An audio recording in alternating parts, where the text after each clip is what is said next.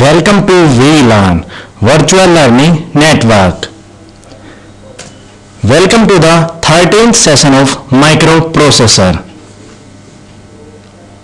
And the topics covered are introduction, procedures, call returns and procedure definitions, interrupt and interrupt routines, interrupt vector, importance of string instructions, string instructions chart, string instructions example, and REP prefix.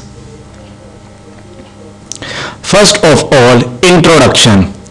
Program of small sequence is called module. Small programs के part को हम modules कहते हैं. Modular programming helped in debugging. Modular programming से debugging करने में हमें help मिलती है.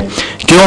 क्योंकि अगर हम एक कंप्लीट प्रोग्राम को डिबग करते हैं और हम कोई सेमीकोलन लगाना भूल जाते हैं तो उसको फाइंड करने में हमें काफी डिफिकल्टी फेस करनी पड़ती है. बट अगर हमने मॉड्यूलर प्रोग्रामिंग कर रखी है, मीन्स हमने डिफरेंट मॉड्यूल्स बना के उनमें कोडिंग कर रखी है, तो उसमें डिबगिंग इजी हो जाती है. Joining of segment is determined by modifiers attached to segments. अगर हम डिफरेंट सेगमेंट्स को अटैच करना चाहते हैं तो वो हम मॉडिफायर्स का यूज कर सकते हैं. Push and pop instructions are used to put the data inside the stack and retrieve the data from the stack. हम push and pop ऑपरेशन का यूज स्टैक में डेटा को इंसर्ट करने और स्टैक से डेटा को रिट्रीव करने के लिए करते हैं. Now procedures. अ प्रोसीजर और subroutine is a set of code. अगर हम प्रोसीजर की बात करें तो प्रोसीजर कुछ अलग से नहीं होता है. प्रोसीजर का मतलब है कि हम डिफरेंट लाइन ऑफ कोड्स को एक सिंगल यूनिट में बाइंड कर लेते हैं. ये just a set of code होता है. Main program can be branched to subroutine and written from it as if it is inserted into the program. हम डिफरेंट प्रोसीजर क्रिएट करके उनको मेन प्रोग्राम से कॉल करा सकते हैं. Branch to the procedure is call. जो branches होती हैं प्रोसीजर की उनको हम कॉल कहते हैं. Corresponding branch back from the procedure is called return. और अगर प्रोसीजर कोई वैल्यू रिटर्न करता है तो वो रिटर्न होता है, उसको हम रिटर्न कहते हैं. Procedures provide primary means of breaking the code into program into modules. अगर हम प्रोसीजर की बात करें तो प्रोसीजर का काम है एक प्रोग्राम को डिफरेंट मॉड्यूल्स में ब्रेक करना. एक प्रोग्राम अगर बहुत लेंथी है और हम चाहते हैं और वो मॉड्यूल्स में ब्रेक हो जाए तो हम प्रोसीजर्स का यूज कर सकते हैं. Use of procedures. Calling program procedure. Here we have call procedure A and call procedure B RAT. Now call procedure A, call procedure B, and both are returning some value. We are calling procedure B from the procedure A.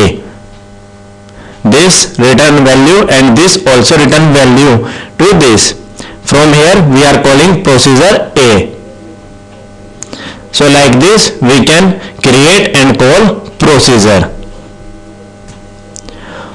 Following requirements must be satisfied when calling a procedure. अगर हम किसी procedure को call कर रहे हैं तो below requirements fulfill होनी चाहिए. Procedure must save the address of the next instruction so that return will able to branch back to proper place. अगर कोई प्रोसीजर वैल्यू रिटर्न कर रहे हैं तो हम प्रोसीजर में नेक्स्ट इंस्ट्रक्शन जो एग्जीक्यूट होना है उसका एड्रेस सेव करके रख लेते हैं ताकि हम वापस जहां से प्रोसीजर कॉल हुआ है वहां पर वैल्यू रिटर्न कर सकें. The registers used by the processor need to be stored before their contents are changed. Register का यूज किया जाता है प्रोसेसर में जब उसको कुछ वैल्यू स्टोर करनी होती है कंटेंट चेंज होने से पहले. Now calls, return and procedure definition. The syntax of call and procedure definition is like that: procedure name, after that proc, and after that attribute. For example, call triple plus 3. Now 3 procedure near and it is returning some value, and here 3 and p. And p means end of procedure.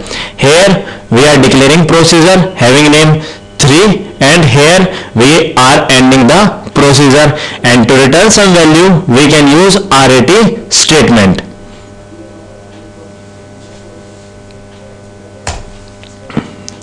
Three is procedure name which as the attribute near, जिसका 3 इस example में एक procedure है जिसका attribute near है, जिसमें हमने near को एज ए एट्रीब्यूट यूज किया है. The attribute is needed to determine the type of return. If near RET will pop a word into IP register. If it is a far, it will pop a word from CS register. Near या far हम use कर सकते हैं as a attribute किसी procedure को create करते वक्त time. ठीक है, अगर हम नियर यूज कर रहे हैं तो नियर का मतलब है कि हम एक वर्ड आईपी रजिस्टर से पॉप कर रहे हैं, मींस फैच कर रहे हैं. In the similar way far means we are popping one word from the CS register. So we can use near और far according to our requirements. A procedure may be in the same code segment as the statement that call it.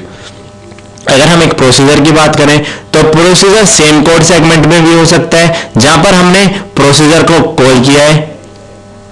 A code segment that is different from one containing the statement that calls it but in the same source as the calling statement. और procedure different code segment में भी हो सकता है जहां पर हमने call किया है उस कोड सेगमेंट से, और ये सेम सोर्स में हो सकता है. मींस अगर हम एक प्रोग्राम क्रिएट कर रहे हैं तो एक कोड सेगमेंट में हम प्रोसीजर को कॉल कर सकते हैं और दूसरे कोड सेगमेंट में हम प्रोसीजर को क्रिएट कर सकते हैं. तो इस तरह से डिफरेंट कोड सेगमेंट में calling and creating of procedure हो सकती है. A different source module and segment from the calling statement. या फिर डिफरेंट सोर्स मॉड्यूल में हो सकती है जिसमें हमने जिस सेगमेंट में हमने प्रोसीजर को कॉल किया है उससे दूसरे सोर्स मॉड्यूल में भी हम प्रोसीजर क्रिएट कर सकते हैं. Interrupts and interrupt routines. The action that prompts the execution of special routine is called an interrupt, and the routine that it executes is called as interrupt routine. वो action जो prompt करता है special routine को execute करने का उसको हम कहते हैं इंटरप्ट, एंड वो रूटीन जो एग्जीक्यूट करता है उसको हम कहते हैं इंटरप्ट रूटीन. इंटरप्ट की बात करें तो ये जस्ट सिग्नल्स होते हैं जो कि माइक्रो प्रोसेसर को हम सेंड करते हैं ताकि हम अपना कोई काम करा सकें. Two types of interrupt are internal and external. Internal interrupts are initiated by the state of the CPU or by an instruction. दो टाइप के इंटरप्ट्स होते हैं, इंटरनल एंड एक्सटर्नल. अगर हम इंटरनल इंटरप्ट्स की बात करें तो वो सीपीयू को इनिशिएट करने के लिए यूज किए जाते हैं या फिर किसी इंस्ट्रक्शन को इनिशिएट करने के लिए यूज किए जाते हैं.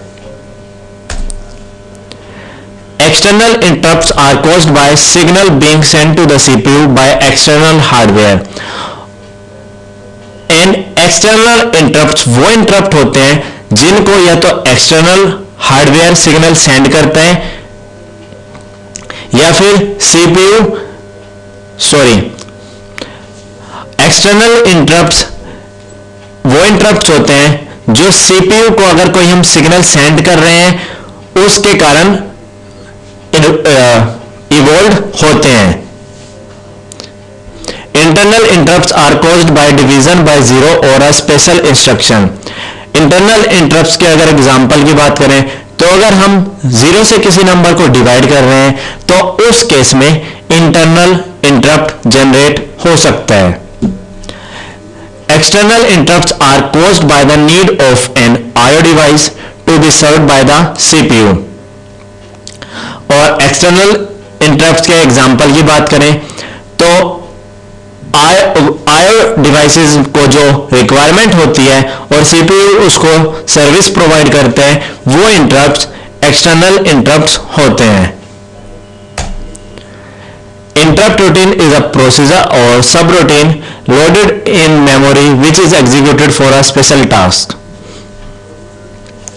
इंटरप्ट रूटीन एक प्रोसीजर होता है या फिर हम उसको सब रूटीन भी कह सकते हैं जिसको कि मेमोरी में लोड किया जाता है जिस कोई स्पेशल टास्क परफॉर्म कराने के लिए. PSW and registers used by the interrupt routine must be saved and restored after completion. PSW और रजिस्टर का यूज करते हैं इंटरप्ट रूटीन्स ताकि हम सेव कर सकें और वापस रिस्टोर कर सकें अगर हमने इंटरप्ट को एग्जीक्यूट कर दिया है तब. मींस इंटरप्ट्स की स्टेट को स्टोर करने और उसको रिस्टोर करने के लिए हम PSW एंड रजिस्टर्स का यूज करते हैं.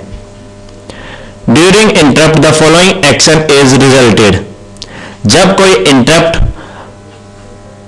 हो रहा होता है तो उस टाइम पर ये एक्शन परफॉर्म होते हैं. Like this 8086 new IP new CS register, IP register, CS register, after that PSW, old IP register value, old CS register value and old PSW value. These are the actions that are performed during the interrupt. Now interrupt vector. Interrupt vector is a 4-byte number stored in the first 1024 bytes of the memory. Means from 000 0002 0003FFH. Interrupt vector एक 4 bite का number होता है जिसको कि हम first 1024 bytes में store करते हैं. मेमोरी में जो फर्स्ट 1024 बाइट होती हैं उनमें हम इंटरप्ट वेक्टर को स्टोर करते हैं. Each interrupt type is given a number between 0 and 255 where each interrupt takes 4 bytes to store a double word. Hence total memory is 256 into 4 means 1024. जो इंटरप्ट होते हैं वो 0 to 255 के बीच में नंबर जनरेट करते हैं और each number means each interrupt 4 byte use करता है स्टोर करने के लिए एक डबल वर्ड को. Means 256 into 4 means total memory used by interrupt vector is 1024.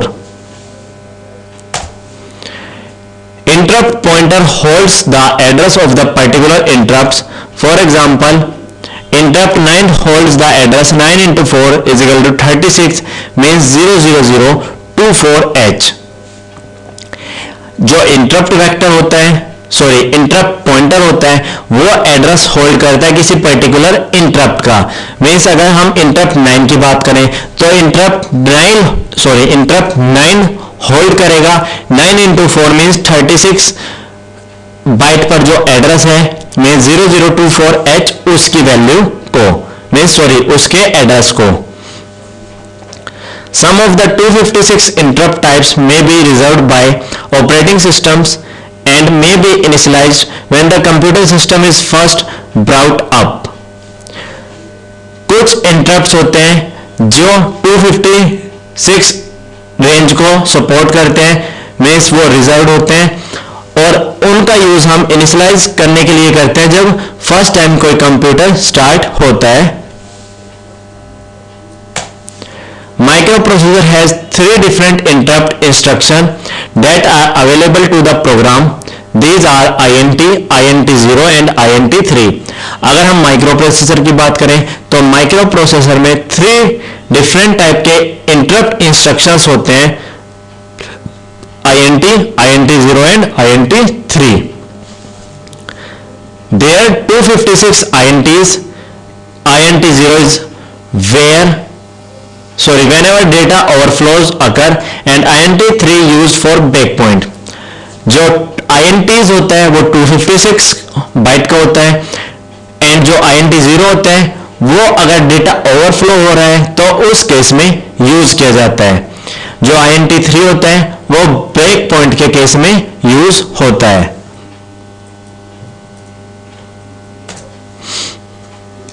Now importance of string instructions. There are 5 string data transfer instruction. अगर हम string data transfer instruction की बात करते हैं तो हमारे पास 5 टाइप के string data transfer instruction होते हैं। मीन्स एक string को एक string को एक रजिस्टर से दूसरे रजिस्टर में ट्रांसफर करने के लिए, and these are LODS, STOS, MOVS, INS and OUTS. String instructions allows data transfer that are either a single byte, word or double byte. String instructions जो होते हैं वो लोग करते हैं किसी भी डेटा को ट्रांसफर करने के लिए जो कि या तो सिंगल बाइट हो या वर्ड हो या डबल वर्ड हो। मीन्स हम बाइट, सिंगल बाइट, वर्ड या डबल वर्ड को ट्रांसफर कर सकते हैं। D flag bit means direction, SI and DI register guides the string instruction. जो D flag bits होते हैं, SI and DI registers होते हैं, वो गाइड करते हैं string instructions को। में जब हम कोई string instruction परफॉर्म कराते हैं तो उस केस में हम D flag bits, SI and DI registers का यूज करते हैं। Direction flag selects auto increment or the auto decrement operation of SI and DI registers. Direction flag जिसको हम D से रिप्रेजेंट करते हैं वो हेल्प करता है auto increment auto increment and auto decrement में SI एंड DI रजिस्टर्स में। CLD and SCD instructions are used for the above mentioned purpose. और auto increment and auto decrement के लिए हम CLD एंड SCD इंस्ट्रक्शंस का भी use कर सकते हैं। Whenever string instructions transfer a byte, SI and or DI increment or decrement by 1. जब कोई string instruction ट्रांसफर करता है एक बाइट को SI में या जब कोई स्ट्रिंग इंस्ट्रक्शन ट्रांसफर करता है एक बाइट को तो SI या DI की वैल्यू या तो इंक्रीमेंट हो जाती है या डिक्रीमेंट हो जाती है बाय 1। मीन्स SI या DI की वैल्यू में 1 का इंक्रीमेंट या 1 का डिक्रीमेंट हो जाता है। For word transfer by 2 and double word by 4, अगर हम एक सिंगल वर्ड का यूज कर रहे हैं, मीन सिंगल वर्ड ट्रांसफर कर रहे हैं तो इंक्रीमेंट 2 का होता है, और अगर हम डबल वर्ड का इंक्रीमेंट कर रहे हैं डबल वर्ड यूज कर रहे हैं तो इंक्रीमेंट या डिक्रीमेंट 4 का होता है। Here we have string instruction chart. For example, name move string. We have mnemonics and format, MOVS, destination and source, and these are the description. If we are move byte string, then we have MOVSB, short byte, short word. For compare string, we have CMPS, source and destination. In the similar way, we have lots of instructions that we can use to transfer string. For example, scan string, for scan string we have scan s. For load string we have lods. Store byte instruction or stos b. So we have lots of instruction that we can use for string instruction. For example, to perform data transfer from memory to memory, we have this program. MOV use move instruction si offset of string 1, move si offset of string 1, move di offset of string 2, move cx length of string 1. Now use move al, means move si into al. After that move al into di. After that increment si and increment di. After that again loop, use loop again and again. Without string instruction, using string instruction. String instruction help in moving byte or word depending on type of string.